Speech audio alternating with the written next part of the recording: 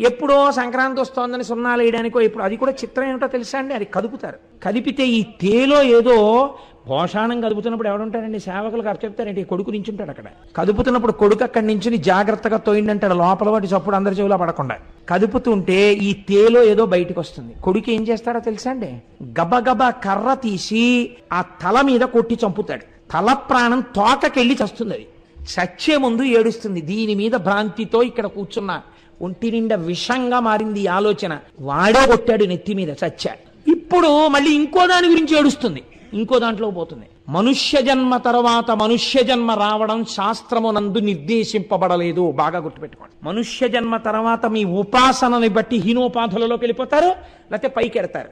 అందుకని మనస్సుకి ట్రైనింగ్ ఇవ్వడం అన్నది చాలా ఇంపార్టెంట్ శాస్త్రంలో. అది జ్యోతిర్లింగం మనకు వెనకనున్నటువంటి ప్రధానమైన ఉద్దేశ్యం.